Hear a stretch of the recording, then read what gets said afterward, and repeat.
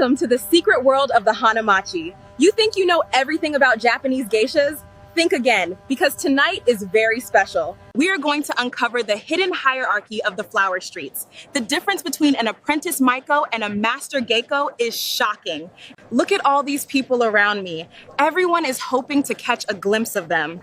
Let's dive into the alleys and explore.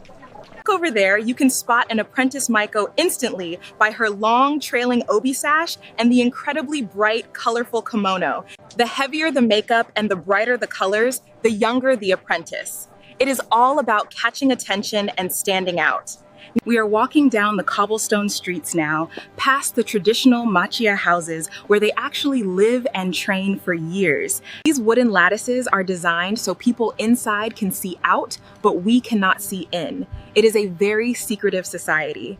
Watch out for the rickshaws. The wealthy clients still use them to travel between the tea houses quietly and discreetly every night. A full-fledged Geiko, the master, wears much simpler, elegant colors. She does not need to be flashy anymore to be noticed.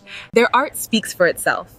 The transition from Maiko to Geiko is a massive ceremony called erikai, meaning turning the collar. You can really feel the deep history in these narrow alleys. Every single corner holds a secret from centuries ago. Hear that? That is the beautiful sound of a shamisen playing from inside. A highly exclusive private banquet is happening right now. Just reached the small canal. The reflection of the red paper lanterns on the water is absolutely breathtaking tonight. Look at it. Maiko wears special tall wooden clogs called okobo. You can hear their distinct ringing sound before you even see them walking. The tiny bell hidden inside their shoes is meant to announce their arrival to the wealthy clients. It is brilliant historical marketing. Unlike the Maiko, Geiko wear flat wooden sandals called zori. They don't need to make a loud sound to be noticed by anyone. And speaking of hair, Maiko use their real hair to create those incredible hairstyles, while a senior Geiko simply wears a custom-styled wig. We have arrived at the courtyard of a grand Ochaya, a traditional tea house. This is where the actual banquets and private performances happen. Look at this perfectly manicured Zen garden. It is beautifully designed to give wealthy patrons a sense of total peace and absolute privacy.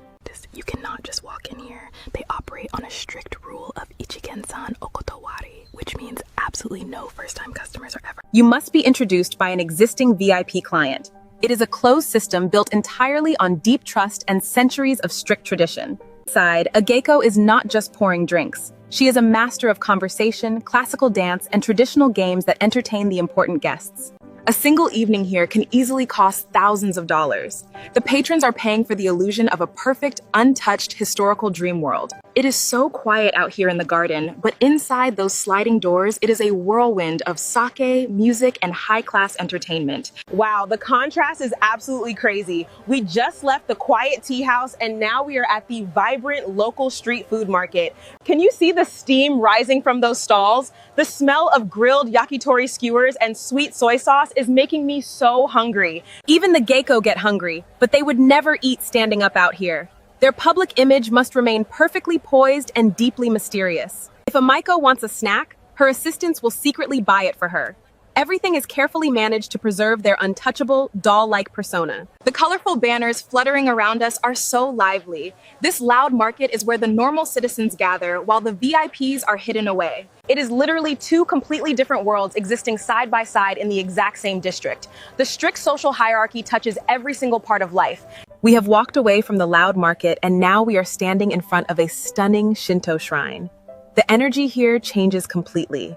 Do you see this thick incense smoke? It smells incredible. People believe that waving this sacred smoke over your body brings good health and fortune. Look at all these wooden Emma wishing plaques hanging here.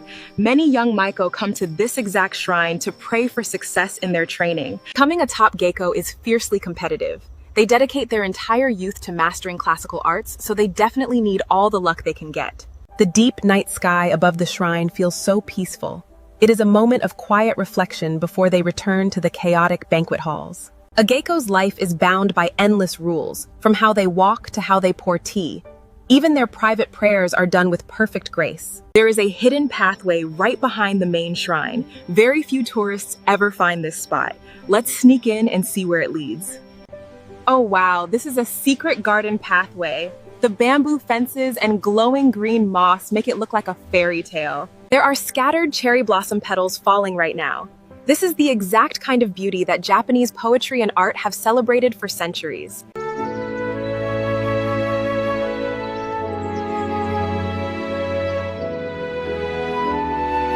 If you look closely at the path, you might see the delicate footprints of their wooden okubo shoes left in the soft, damp moss. It takes years of grueling practice to learn how to walk elegantly in those heavy kimonos, especially on uneven stone paths like this one.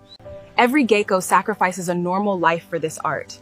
They don't marry, they don't have typical families, their entire existence is dedicated to it.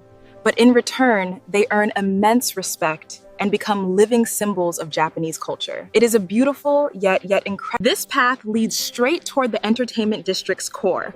We are heading to the back entrance of a kabuki theater next. Let's keep moving. We made it to the back entrance of the famous Minamiza Kabuki Theater.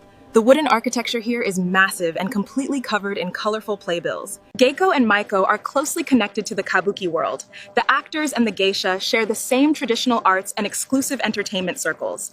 Oh, look over there! Some traditional actors are hurrying past us right now in full theatrical makeup.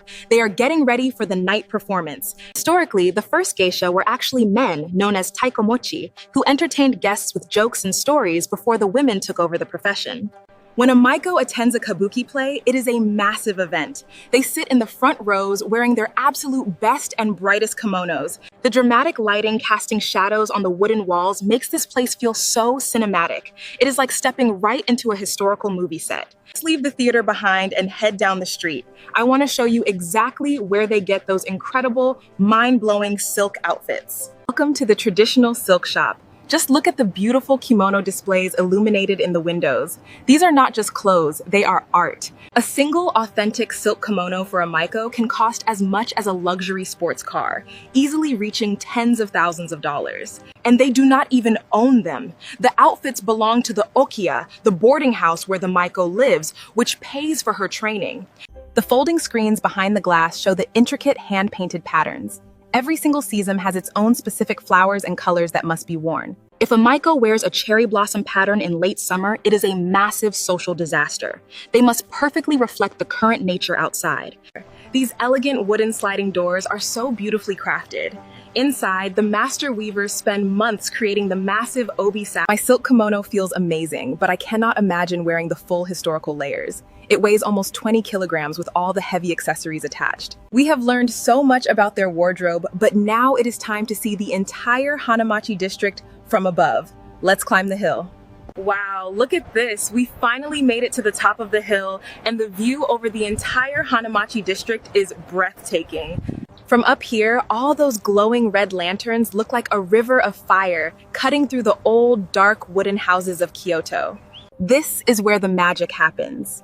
Hundreds of years of history are preserved in those tiny streets below us right now. We talked about the bright Maiko and the elegant Geiko, but the heart of their world is their unbreakable sisterhood and dedication.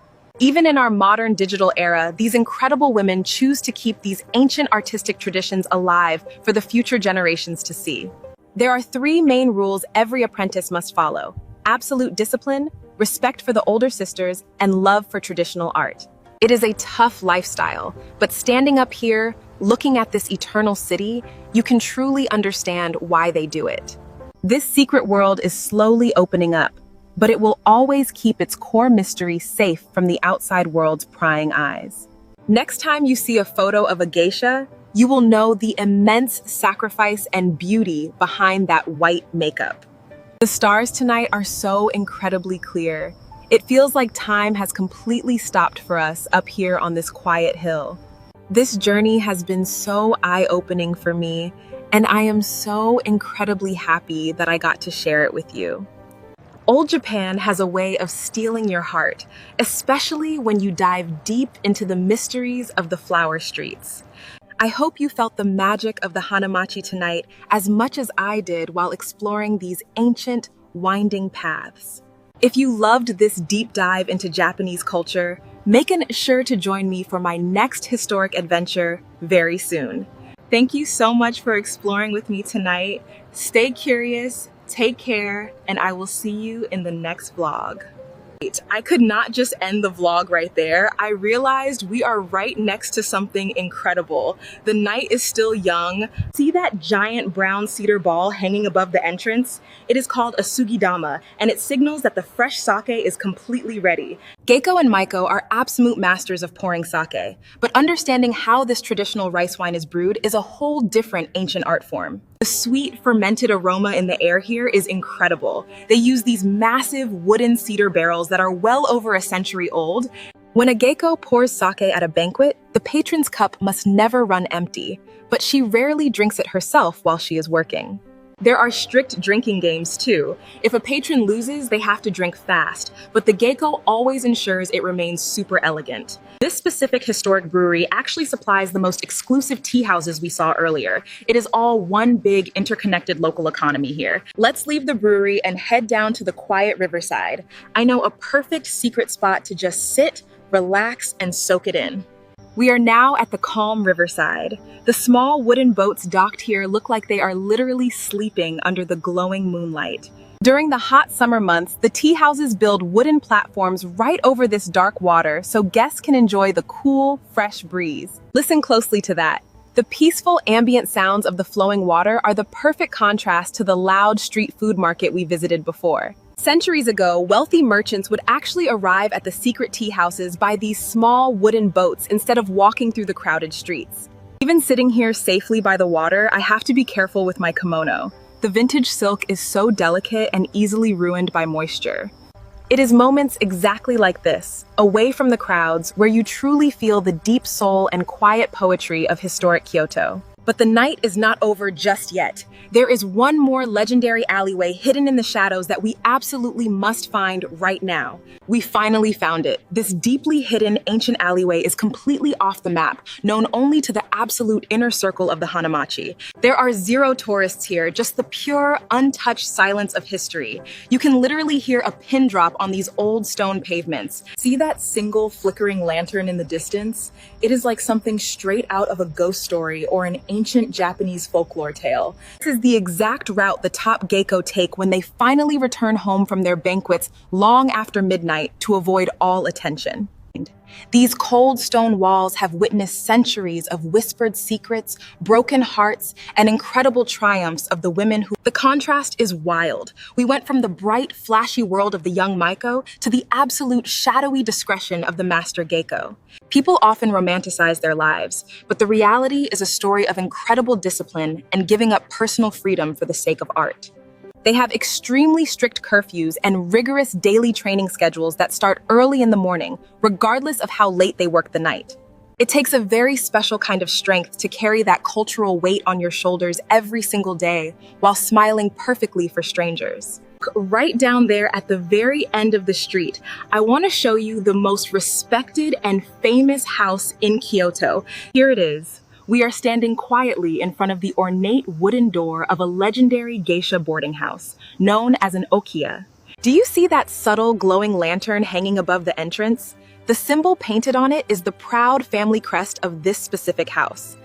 This is where the grandmothers, the mothers, and the young apprentices all live together in a strict, beautifully arranged hierarchy of mutual artistic respect. The sky is slowly turning into that beautiful morning blue hour. We have literally been walking through these historic streets for the entire night. The magic of this district is that it never really sleeps. It just gently transitions from the banquet halls back to the training rooms. I feel incredibly honored to witness this passing of the torch, where ancient traditions survive purely through the fierce dedication of these amazing women. In a fast-paced modern world full of fleeting trends, they choose to dedicate their entire existence to a timeless, slow, and meticulously... I want to sincerely thank you from the bottom of my heart for joining me on this incredibly deep dive into the flower streets. Tell me in the comments down below which part fascinated you the most. Was it the heavy silk kimonos or the secret tea houses? Do not forget to like this video and subscribe to the channel so we can continue exploring the beautiful hidden corners of historical Japan. Kyoto has so many more secrets left to uncover, and I promise you that our next big adventure is going to be equally mind-blowing. The sun is almost up, and it is finally time for me to get some rest before the morning temples open their wooden gates. Stay incredibly curious, keep traveling, take care of yourselves, and I will see you all in the very next vlog. Goodbye from magical Kyoto.